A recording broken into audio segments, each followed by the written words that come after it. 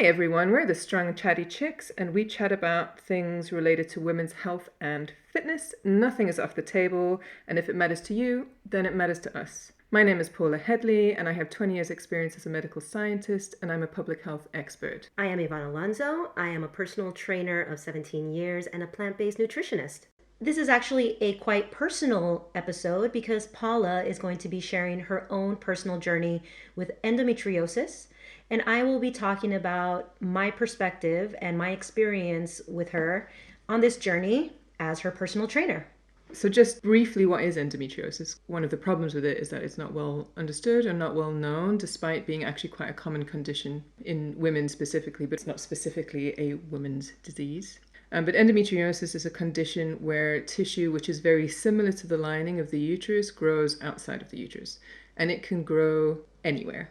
So most frequently it's found within kind of the pelvic organs, so that the bladder, the bowel, into the ovaries and the uterine tubes and stuff like that. But it's also been found in brain tissue, in skin, in lungs and heart. So it's not something that's just a gynecological issue, it's a whole body issue. The pain can be, as I can attest, can be extremely debilitating. And critically, the time to being diagnosed can take the best part of a decade. And when we talk about time to diagnosis, that's not the time that the person has been in pain.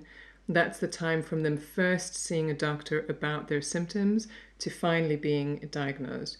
And in Denmark, where we live, the kind of average delay is around 7 years, but I think in the US it's closer to 10. So depending where you are in the world, you can be kind of seeking medical care, medical attention about this condition for a very, very long time. I think that for my sake, I obviously had symptoms for this before when I was younger, but it's really become an issue for me kind of in sort of my later years.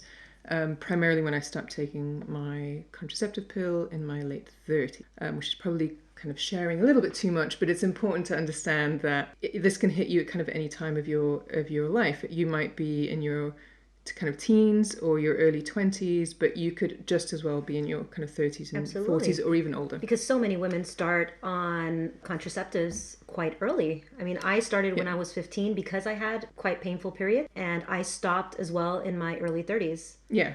The only difference is I don't have endometriosis. So I didn't feel a huge difference when I stopped. But that's when... So nice for you. Yeah, so nice for you. Sorry! But one of the things that we've talked about quite often is that I hadn't heard about endometriosis until I met you. No. Which is quite shocking. I mean, considering it affects conservatively 10% of women. Yeah. In some estimates, it affects like 1 in 5. So depending where you are in the world and how much kind of research and reporting has been done in those countries, it affects a large number of women. It does. That people haven't heard about it more is a major issue, because it means that there are a lot of women who are suffering with this and don't know how to communicate what their problem really is.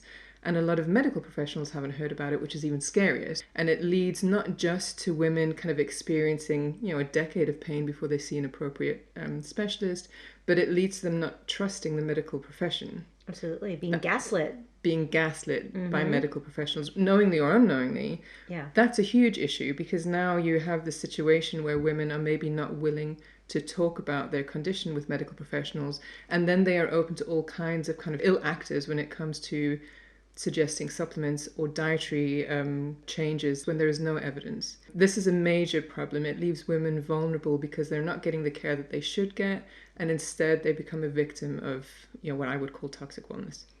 But in my case, I was of course very, very fortunate that I track my cycle and had been tracking it. So my situation was made considerably easier because I tracked my symptoms for over a year, which is a year that I was in an enormous amount of pain, but there's this kind of, you're in so much pain that you can't believe that you're in that much pain. Yeah. It's very, very strange. It's a very, very strange kind of thing. So I would track kind of my symptoms along with my cycle. And then in the end, when I went to my doctor, I had like a list, 12 or 13 different types of pain that affected me at different times in my cycle or different times in the day. So I could take her kind of this list of symptoms and kind of explain exactly when it happened to me during my cycle. And she immediately looked at it and went, oh, like, have you ever heard of endometriosis? for me, from going to kind of see the doctor and seeing a kind of a specialist gynecologist took about 3 months, which is outstanding. That is outstanding. And also I have to point out that you are obviously a scientist. You are articulate. You are very used to tracking and collecting data, Yes, right? And especially data on yourself. Yeah. And maybe some women are not as vocal at sharing those details about themselves, about their bodies. Maybe they haven't been tracking before. They don't know how to track. Or they have experienced a lot of medical gaslighting and they feel uncomfortable sharing this information. Because you're told since you're young, like, you know, periods are painful. Like, just, you know, get on with it, right? Yeah. Like, most of my childhood was always like, oh, just take an aspirin, you'll be fine. Yeah. I think one of my hopes for kind of maybe this conversation is that somebody listening might recognize that this is something that might be happening to them, and they may be more likely to advocate for themselves with their doctor, or more likely to seek out expert medical care. But in terms of our fitness journey, because of course it's both of us. We're a team. We're a team on this journey. Yeah, my kind of fitness journey, which has very much been guided by you. You know, one of the things that I guess I learned quite early on was that something about the way we were working out was triggering a flare. Mm-hmm. And we are kind of still on this mission to figure out what that thing is, right? Yeah. But we have this kind of constant tracking of, you know, what am I doing? How am I feeling? What should we do today? And like also just sort of adapting day to day on how I'm feeling. You've been suffering from endo for how long now? Because when I met you, it was not an issue. No, when you met me, it was not an issue. Yeah, so I've probably been suffering with endo for some time, but it was under control when I was taking kind of my contraceptive. I guess I stopped taking the pill about 7 years, and then kind of slowly things started to unravel. In fact, not so slowly. I was kind of immediately, I would vomit like nearly daily. So immediately there was kind of this obvious problem. And then I tried to go back on the pill and it made it worse. And it was like, okay, we just have to kind of wait it out. So that was probably about 7 years ago. And then I started to experience quite severe mood disturbances, which I thought was probably PMDD. And I sought help and care for that, which fortunately helped. But what was left kind of after this sort of mood disturbance had been dealt with was pain, like extreme pain. And that would have, I guess, been about 5 years ago. So yeah, like when we talk about 7-10 years, yeah, I probably waited kind of 7 years before I went to see anybody. I was diagnosed 2 years ago now. Mm-hmm. So we have known that I had endometriosis, and we have known that that's what the problem was for 2 years. For 2 years. But before that, we had a number of like events at the gym, which were just very peculiar, right? Where you would lose your breath. Yeah. Suddenly. Yeah. Right? Or you felt very nauseous. Yeah. You know, like... we also played around with your diet a little bit, because you also suspected that you might have some food intolerances that were probably triggering these things, because you were trying to find an explanation, right? And I was trying to do my best to help you. Yeah, that's right. And you're like, maybe let's exclude gluten for a while. I remember that, yeah. Yeah, do you remember? Like we would exclude gluten, exclude dairy, exclude... Yeah, the next thing, maybe this is what's triggering it. Maybe it's like that. So we've done a lot of trial and error in the last couple of years, and now that we've known that it's endometriosis, I pretty much always start the session by asking, "How are you feeling? Yeah. Do you have any pain? Yeah. And where? Yes, right? Exactly. Yeah. And I work out from there. Of course, I have an idea of what we're going to do. Yeah. But I've also learned to prepare that maybe that's not going to happen that day, right?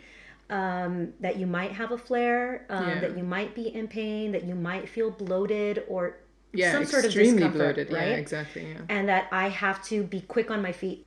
It has been a trial and error. Like I have learned so much, and I keep saying it, like I have learned so much being your trainer, because you've been very open and honest about what's been bothering you, and if you have pain. Yeah. And that's why I say, like, it was a huge shock for me when I started learning about things like endometriosis, that I hadn't experienced this with all the other female clients that I've had. No, and you 17 years. You should expect some of them have. The odds that I've had somebody who's had really endometriosis is high. And most likely this person didn't know it themselves. No. Right? But it saddens me that they perhaps didn't feel comfortable telling me that they were in pain, or they felt embarrassed about it, or they felt... I don't know, for one reason or Or another. they just felt crazy. That's how I Yeah. felt. I felt like I was crazy, that it wasn't possible to be in that much pain. So obviously I wasn't. Yeah. Obviously it was in my head. Like, this is the thing. Women are kind of gaslit to a point where you don't even need somebody to gaslight you. You Yeah. just need to know that that gaslighting is happening for you to Yeah. gaslight yourself. Yeah. So I think a lot of times women who are maybe really going through it are either going to remove themselves completely, which is understandable, Yeah. or they're going to try and force themselves through and push themselves through to their own detriment. Yeah. And if anybody listening to this is in that position, please don't. Like, just talk about it, because somebody might know a little bit more than you. Like, maybe you could, if somebody you're talking to might go, you know what, I heard this podcast this one time, they were talking about endometriosis, and this sounds like a similar thing. Yeah. Like, talk about it, share it. Yeah. The more that you talk about it, the more you share about what's going on with you, the chances are that you'll find someone to relate to, someone who might know a little bit more than you, and it's empowering. And I think that, like, people say a lot, oh, movement is good for you. Movement is good for you. But on days where you really feel like you can't move, one, you don't have to. Two, having another person to be able to say, okay, well, let's just do a little bit. Yeah. Like, do you feel comfortable doing just this little bit? It really does help, because in my case, at least, often movement does make me feel better, but it doesn't feel like it's going to make me feel better to start. No. So having that kind of support to just say, okay, I know that what you're going through is awful right now, but let's just try this thing. Yeah, let's try and see how it feels, and we'll take it from there. Yeah. And so what I've learned in your case specifically, that it really helps to listen to how you're feeling. And then, for example, let's use a concrete example. Like this week, you had a flare. Week. You were really not feeling well. And then from my experience with you, lower body exercises tend to trigger or make it worse. For sure. So I suggested, let's stick to an upper body workout. Yeah. Let's keep it at a lower weight, higher reps, longer breaks. Yeah. Right? And I said to you, it's not about lifting heavy weights. It's about, let's keep you moving throughout the hour. Let's make sure that you get from start to finish. Yeah. That we get you past the finish line, because that is a mental and physical win for you. Total success. Absolutely. And I think that there's also like a thing with being able to just feel strong even in that moment. Like, okay, maybe I'm not doing kind of a personal best in kind of chest press or whatever, but just feeling like you're doing something that you enjoy. I enjoy weightlifting. Something that you enjoy and that you're doing it actually well. Yeah. That in itself is empowering. The feeling that you are strong even though you feel bad is really good for me. It might not be good for everybody, but it's good for me. And also that that's not the thing that's controlling you, right? No. That to feel that it doesn't have that power on you, that you cannot do something that you enjoy. Yeah. It's not preventing you from living your life. There's kind of an advice given to women with endometriosis that they shouldn't lift weights. And that is based on absolutely nothing. Like literally nothing. So if you are in a position where you are getting advice that you should or shouldn't move in a certain way, ask yourself what it's based on, because sports science generally does not include an enormous number of women in any event. So where does this information come from? If it's coming from a small group of people who have this personal experience, that's fine, but that doesn't have to be your personal experience. It's really important that wherever you are in your cycle, in your kind of your life course, in your disease course, that you check in with yourself what it is that you want to do. And I have read the words kind of, light activity like yoga so many fucking times. And you I don't roll your eyes every single time. Because I don't like yoga. Yeah. I don't want to do. So why are you being pressured to do it? Like, why? Why? Like, when you can also do kind of light exercises in a form that you enjoy. Yeah. If you enjoy running, then maybe your light exercise is doing a light jog. Why yoga? What the fuck? What's going on with yoga?